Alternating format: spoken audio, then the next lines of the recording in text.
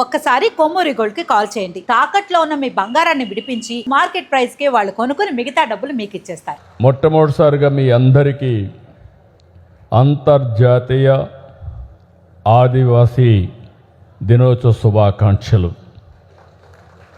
నేను ఎప్పుడూ మీకు చెప్తున్నాను, ప్రకృతిని దేవతగా భావించి అడవిని అమ్మగా ఆరాధించి తమ సంస్కృతి సాంప్రదాయాల్ని శతాబ్దాలుగా కాపాడుకుంటూ వస్తున్న ఆదివాసీ సోదరి సోదరులకి మరొక్కసారి అభినందనలు.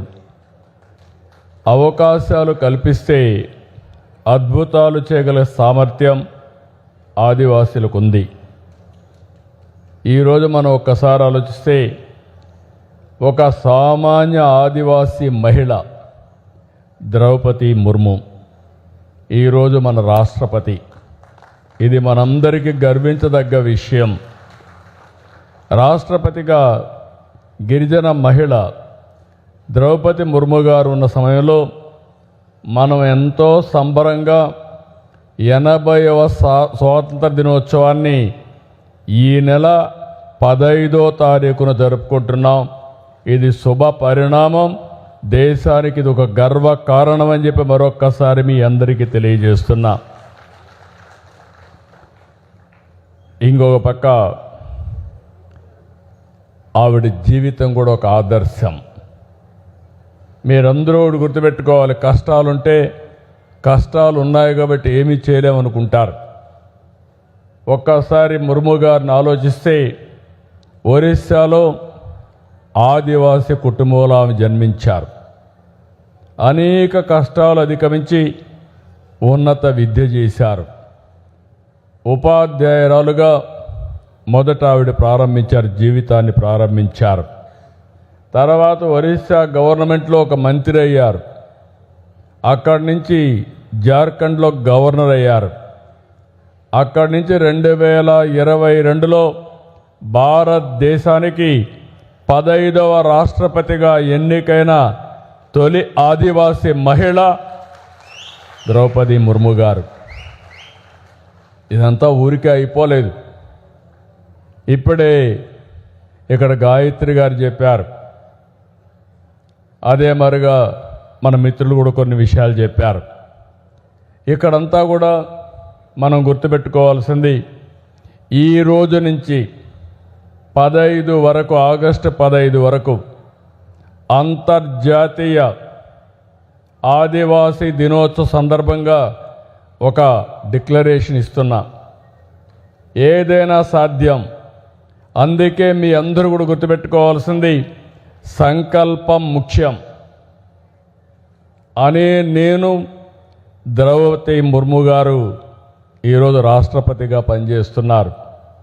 ఆవిడ కూడా ఒక సాధారణ మహిళ, గిరిజన కుటుంబంలో పుట్టిన మహిళ, మారుమూల ప్రాంతంలో పుట్టిన మహిళ. ఆవిడ చిన్న స్థలంలోనే లేకుంటే కుటుంబంలో కుటుంబ సభ్యుల్ని పోగొట్టుకుంటే వీరోచితంగా జీవితాన్ని ముందుకు సాగించిన మహిళ. అందుకే ఈరోజు ఒక భారత రాష్ట్రపతి అవ్వగలిగారు. వీరొక్కరే కాదు, మీరంతా ఒకటి గుర్తుపెట్టుకోవాలి, అబ్దుల్ కలాం అనే నేను చరిత్రలో మిగిలిపోయారు. అదే మారుగా బిఆర్ అంబేద్కర్ అని నేను ఒక రాజ్యాంగాన్ని రాసి మనకు అప్పచెప్పి వెళ్ళారు. ఇంకొక పక్క ఈరోజు మనం చూస్తే ఎన్టీఆర్ని ఒకసారి గుర్తుపెట్టుకుంటే ఆయన అంతే, పేదవాళ్ళ గుండెల్లో, గిరిజనుల్లో, ఆదివాసుల్లో శాశ్వతంగా ఉండే ఏకైక వ్యక్తి నందమూరి తారక రామారావు గారు. ఇంకో పక్క ఈరోజు ప్రధానిగా నరేంద్ర మోడీ అనే నేను దేశ ప్రతిష్టని ప్రపంచమంతా చాటి చెప్పగలిగారంటే ఈ విషయాలన్నీ మీరు గుర్తుపెట్టుకోవాలి. అందరూ సాధారణ కుటుంబాలను పుట్టారు, చిన్న కుటుంబంలోనే పుట్టారు. పుట్టినప్పుడు బరువు కూడా యూనిఫామ్గానే ఉంటుంది. ఒకరు ఎక్కువ బరువు ఒకరు తక్కువ బరువు పుట్టరు. ఓసారి కొన్ని వ్యత్యాసాలు ఉన్నా మళ్ళీ కరెక్ట్ చేసుకుంటాం. అయితే ఈ సందర్భంగా మీరు గుర్తుపెట్టుకోవాల్సింది, నేను ఏంటి, ఎలా ఎదగాలి, ఈ సమాజానికి దేశానికి నేను ఏమి ఇవ్వాలి అనే లక్ష్యంతో మనం పనిచేయాల్సిన అవసరం ఉంది. మనమంతరం దేశ అభివృద్ధిలో భాగస్వాములు కావాలి. ఈ విషయం మీ అందరినీ కోరుతున్నాను. ఎందుకు ఈ విషయం చెప్తున్నానంటే, నేను నా దేశం అన్నింటికంటే ముఖ్యంగా ఉండాలి. మీరు బాగుండాలి, మీ కుటుంబం బాగుండాలి, మీ గ్రామం బాగుండాలి, ఈ దేశం బాగుండాలనే పనితో మనం పనిచేయగలిగితే ఇక ఏ సమస్య ఉండదనే విషయం గుర్తుపెట్టుకోవాలి. దేశభక్తి అన్నింటికంటే ముఖ్యం. ఇక్కడే మీరు చూశారు, తెలుగు తల్లితో ప్రారంభించాం, వందే మాతరం పాడుకున్నాం, మళ్ళీ జనగణమనతో మన మీటింగ్ కూడా సమాప్తి చేస్తున్నాం. ఈ స్ఫూర్తిని ఇంటింటికి తీసుకెళ్లాల్సిన అవసరం ఉంది. నీ కోసం నువ్వేం చేసుకుంటున్నావు, నీ కుటుంబం కోసం ఏం చేస్తున్నావు, దేశం కోసం ఏం చేస్తున్నావు అనే ఆలోచన అందరిలో రావాల్సిన అవసరం ఉంది. ఈ స్వాతంత్ర సమర దినోత్సవ సందర్భంగా 7 రోజులుంది. ఈ రోజుటి నుంచి 15 వరకు. ఆ తర్వాత 2047 వికసిత్ భారత్ స్వర్ణాంధ్రప్రదేశ్ ఉంటుంది.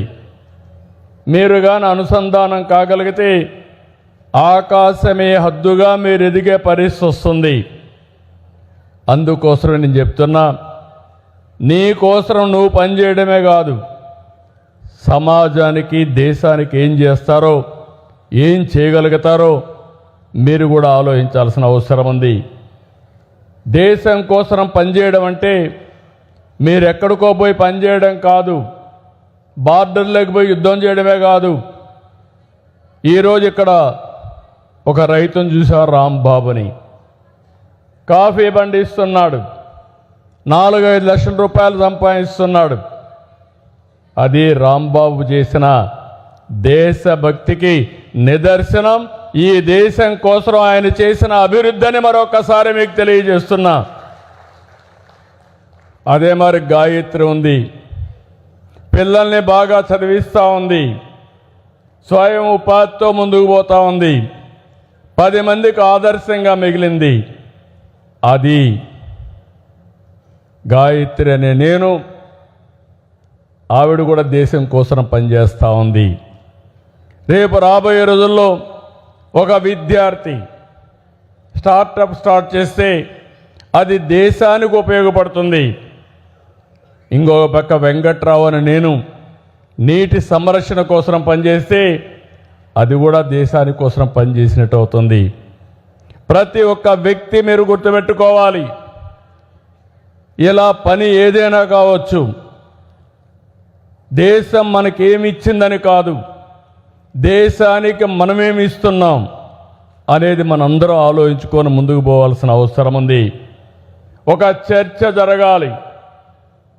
ప్రతి ఒక్కరిలో, ఒక ఆఫీసర్లో, ఒక వ్యాపారస్తుల్లో, ఒక రైతు, ఒక కూలీ, ఒక ఆదివాసి, ప్రతి ఒక్కరు కూడా ఆలోచించి మీరు కానీ సరైన విధంగా మీరు చేసుకోగలిగితే, ఒక విద్యార్థి బాగా చదివి ఒక స్టార్టప్ కంపెనీ పెట్టగలిగితే అదే దేశానికి నిజమైన అభివృద్ధి అని మరొక్కసారి మీకు తెలియజేస్తున్నా.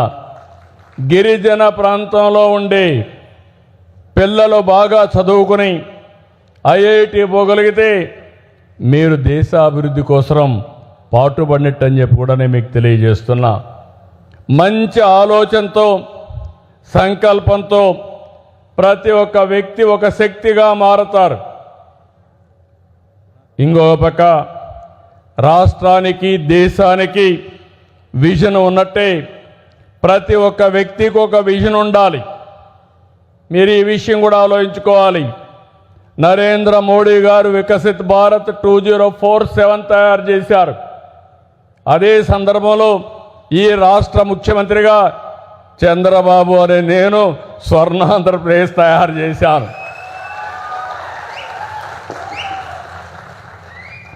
మీరు డాష్ అనే నేను మీ అందరూ ఆలోచించుకోవాలా, మీరు ఏం చేస్తారు, ఏ విధంగా పైకి వస్తారు, ఏ విధంగా మీ కుటుంబానికి ఉపయోగపడతారు, ఏ విధంగా మీ గ్రామానికి ఉపయోగపడతారు. కడాన మీకంటూ ఒక గుర్తింపు ఉంది. ఆ గుర్తింపు ఏ విధంగా నిలబెట్టుకుంటారో అనునిత్యం ఆలోచించవలసిన బాధ్యత మీ పైన ఉందని చెప్పి కూడా నేను మీకు తెలియజేస్తున్నా.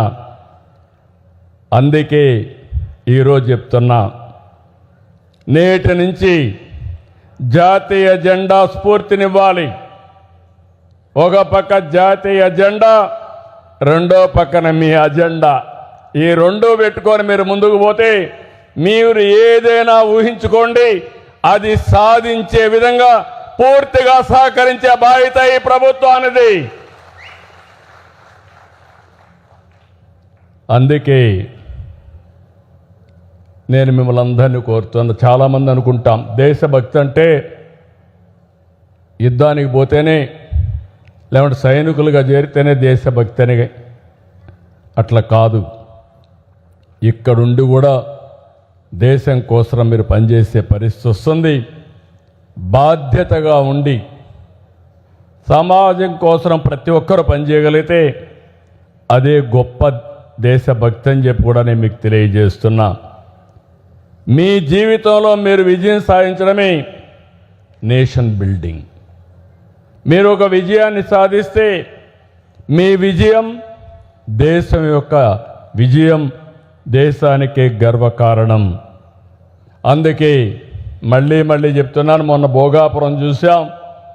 భోగాపురంలో మీరు చూస్తే అల్లూరి సీతారామరాజు గారి పేరు పెట్టామంటే ఆయన పోరాట పటిమ, ఆ రోజు గిరిజనులు చూపించిన చొరవ, మీ సహకారమే కారణం. అందుకనే ఈరోజు నేను ఆలోచించింది, అల్లూరి సీతారామరాజు గారి ఎయిర్పోర్ట్ ఎక్కిన వారందరికి కూడా మా ఆదివాసులు గుర్తుకొస్తారని మరొక్కసారి విజ్ఞప్తి చేస్తున్నా.